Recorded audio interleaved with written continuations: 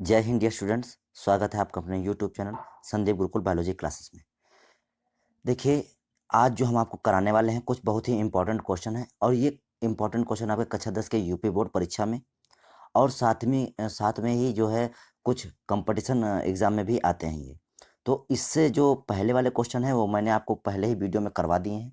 ठीक, तो आप उनको कक्षा 10 की प्लेलिस्ट में जाकर देख सकते हैं। तो चलिए देखते हैं इसमें पहला क्वेश्चन, इसमें जो 34वां क्वेश्चन है वो क्या कहता है। शाम के समय वाष्पोषण की दर हो जाती है। तो देखिए, वाष्पोसर्जन क्या है कि वाष्पोसर्जन जो होता है पौधे के वायवी भाग जो होते हैं, जैसे तना है, पत्ती है, शाखाएं हैं, तो इनसे जितना भी वायवी भाग है, क्योंकि जड़ जो होती है ज़मीन के अंदर होती है, तो वो जड़ को छोड़कर बाकी जितना भी वायु भाग है उससे कुछ ना कुछ मात्रा में वाष्पोत्सर्जन ज़रूर होता है, लेकिन मुख्यतः होता है पत्तियों से। तो जो हम यहाँ पर पत्तियों की बात करेंगे, तो जो पत्तियाँ होती हैं, तो पत्तियों पर छोटे-छोटे छिद्र पाए जाते हैं। पत्तियों पर छोटे-छोटे छिद्र पाए जाते हैं, जिनको कहते हैं स्टोमेटा। क्या कहते हैं? स्टोमेटा कहते हैं। क्या कहते हैं? स्टोमेटा। तो जो स्टोमेटा होते हैं, तो स्टोमेटा से जलवाष्प के रूप में भाप बनकर उड़ता रहता है। ठीक? इसे कहते हैं वाष्पोत्सर्जन। तो देखिए, जब ताप अधिक होगा अर्थात दिन के समय जो सूर्य का प्रकाश होता है तो उसमें गर्मी होती है, और जितना ज़्यादा गर्मी होगा उतना ज़्यादा ताप होगा, और जितना ज़्यादा ताप होगा उतना अधिक वाष्पोषण होगा। शाम के समय क्या होता है, जो होता है ताप कम होता है। क्या होता है? ताप कम होता है, इसीलिए वाष्पोत्सर्जन भी कैसा होगा? वाष्पोत्सर्जन भी कैसा होगा आपका? वाष्पोत्सर्जन भी कम होगा आपका। वाष्पोत्सर्जन भी कैसा हो जाएगा? कम हो जाएगा। ठीक? तो जितना अधिक ताप होगा उतना अधिक वाष्पोत्सर्जन होगा, जितना कम ताप होगा उतना जो है वाष्पोत्सर्जन कम होगा। तो इसका आपका विकल्प ए सही हो जाएगा। अगला आता है क्वेश्चन, फुफ्फुस धमनियों से अशुद्ध रुधिर चला जाता है। तो देखिए, जो धमनियाँ होती हैं, तो जो धमनियाँ होती हैं, धमनियों में शुद्ध रुधिर होता है। कैसा होता है रुधिर? धमनियों में शुद्ध रुधिर होता है। धमनियों में शुद्ध रुधिर होता है, शुद्ध रुधिर। ठीक? धमनियों में शुद्ध रुधिर होता है, जबकि जो शिरा होती हैं, शिरा में अशुद्ध रुधिर होता है। कैसा होता है? अशुद्ध रुधिर होता है। ये नॉर्मली बात की जा रही है, लेकिन अगर यहाँ पर फेफड़ों से रिलेटेड पूछ लिया जाए बात, और फेफड़ों से रिलेटेड पूछ दिया जाएगा पल्मोनरी धमनी, आप पूछ दिया जाएगा पल्मोनरी धमनी या पल्मोनरी शिरा, तो जहाँ पर पल्मोनरी जोड़ दिया जाए तो पल्मोनरी का मतलब होता है फेफड़े। तो यहाँ पर अगर पल्मोनरी धमनी कर दिया जाएगा, अगर यहाँ पर पल्मोनरी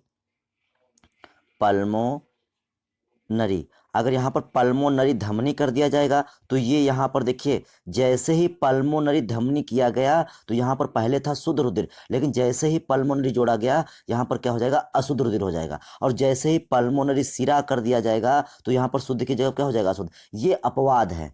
ये जो पल्मोनरी धमनी और पल्मोनरी सिरा है ये अपवाद हैं। ठीक है?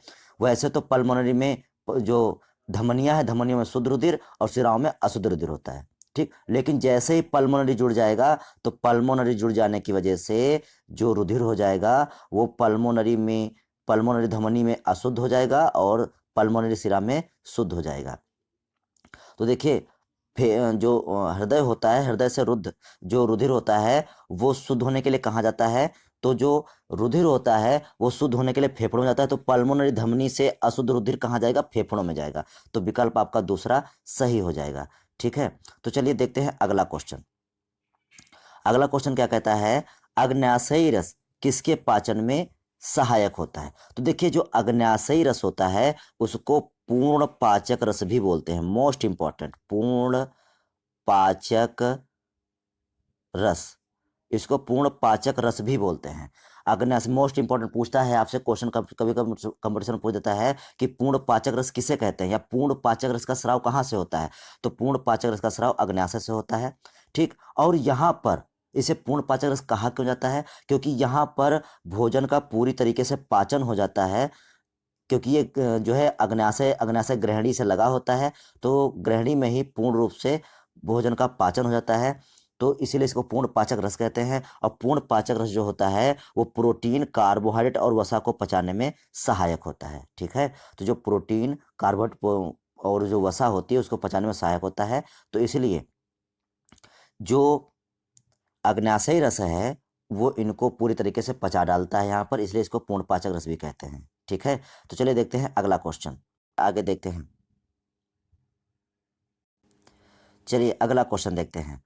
प्रकाश संश्लेषण में ऑक्सीजन निकलती है। तो देखिए प्रकाश संश्लेषण में अभी आपको बता ही चुके हैं कि प्रकाश संश्लेषण में क्या होता है कि जो 6CO2 होता है वो 12H2O से क्रिया कर लेता है, 12H2O से क्रिया कर लेता है और कार्बनिक भोज्य पदार्थ C6H12O6 बनाता है। साथ में आपका जो है जल भी मुक्त होता है और साथ में आपकी 6O2 निकलती है। तो ये क्वेश्चन पूछ रहा है कि प्रकाश संश्लेषण में ऑक्सीजन गैस निकलती है, तो ये ध्यान रखना आप, जो प्रकाश संश्लेषण होता है उसमें जो ऑक्सीजन गैस मुक्त होती है वो जल से होती है। ये बहुत ही मोस्ट इंपॉर्टेंट क्वेश्चन है, आपका टीटी वगैरह में भी ये पूछा जा सकता है।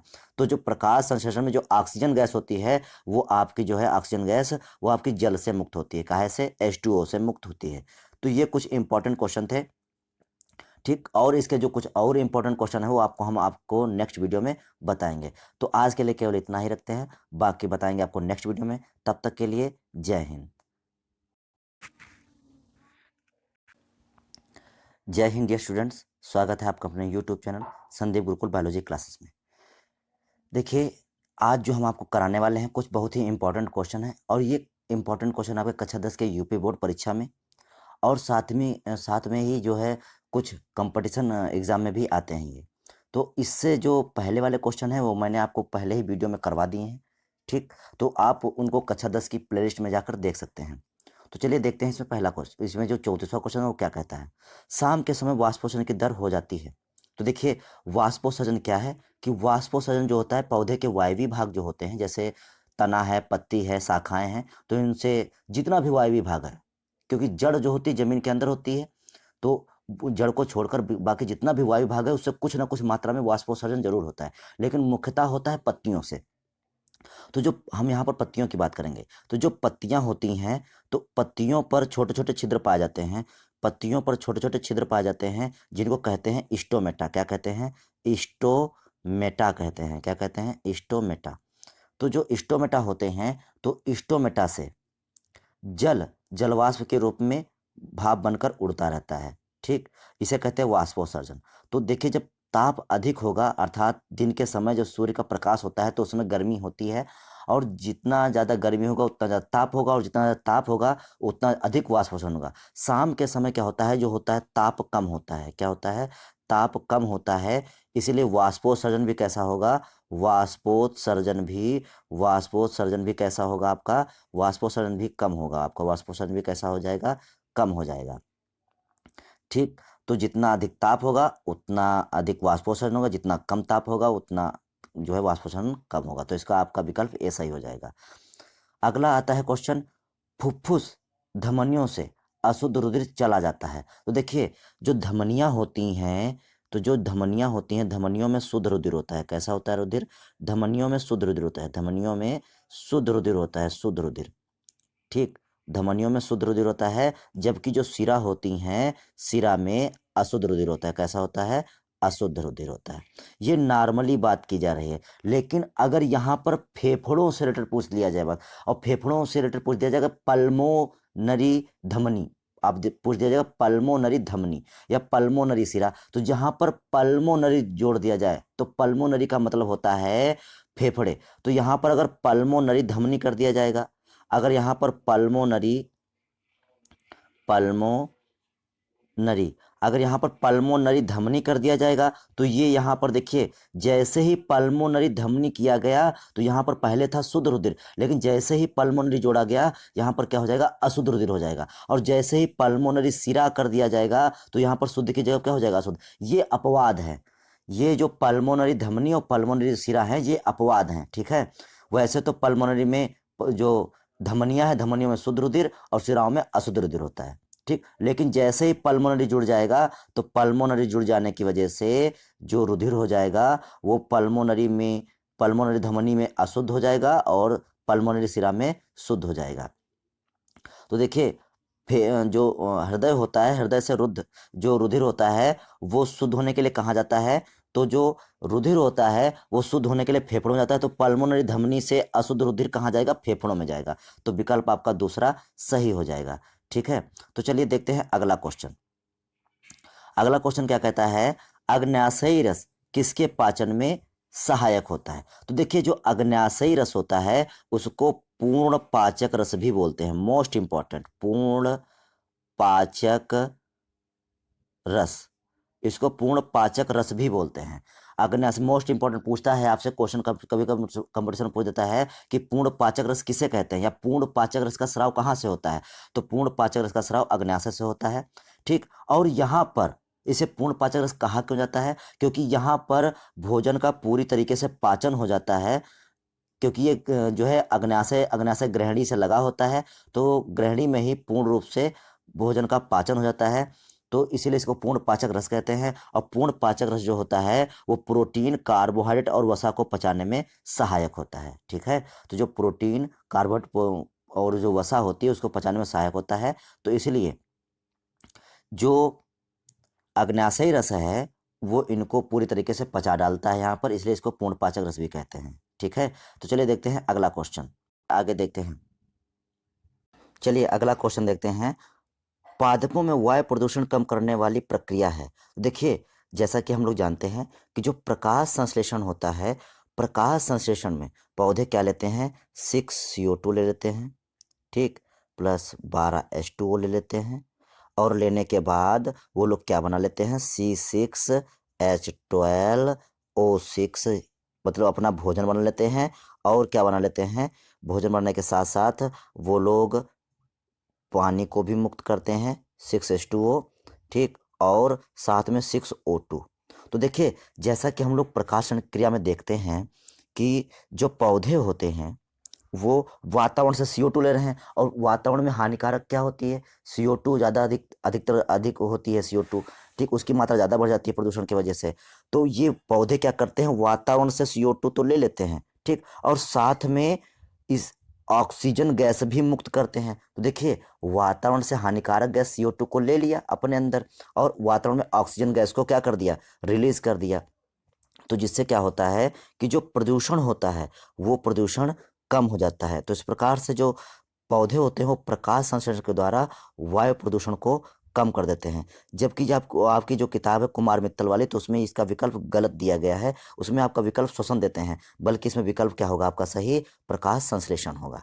ठीक है, तो इस प्रकार से अगला क्वेश्चन देख लेते हैं। हीमोग्लोबिन महत्वपूर्ण भूमिका निभाता है। तो देखिए जो हीमोग्लोबिन होता है उसको HB, शॉर्ट में क्या कहते हैं, HB कहते हैं। तो HB जो होता है वो दो चीज़ों से क्रिया करता है, एक तो O2 से भी क्रिया करता है और CO2 से भी क्रिया करता है। देखिए हमारे फेफड़ों में ऑक्सीजन होती है, तो हीमोग्लोबिन ऑक्सीजन से क्रिया करके एक अस्थायी यौगिक कार्बोक्सी हीमोग्लोबिन बना लेता है, और इसको ले जाकर सेल्स में जाकर सेल्स में इसको कोशिकाओं में जाकर इसको छोड़ देता है कोशिकाओं में। और कोशिकाओं में होती है CO2, वहाँ पर हीमोग्लोबिन CO2 से क्रिया करके कार्बोक्सी हीमोग्लोबिन बना लेता है, और इसको लाकर फेफड़ों में छोड़ देता है। कहाँ छोड़ देता है, फेफड़ों में छोड़ देता है इसको। ठीक, इस प्रकार से जो हीमोग्लोबिन होता है वो ऑक्सीजन और कार्बन डाइऑक्साइड का परिवहन करता है, और ऑक्सीजन और कार्बन डाइऑक्साइड का परिवहन कहाँ होता है, तो वो होता है श्वसन में। तो इस प्रकार से हमारा जो विकल्प बी है वो सही हो जाएगा। और ये सब आपके क्वेश्चन आपके यूपी बोर्ड में पूछे गए हैं बहुत ज़्यादा। आप जैसा कि आप प्रश्न में ही देख रहे हैं कि उत्तर प्रदेश 2017 और 2013 में आया है।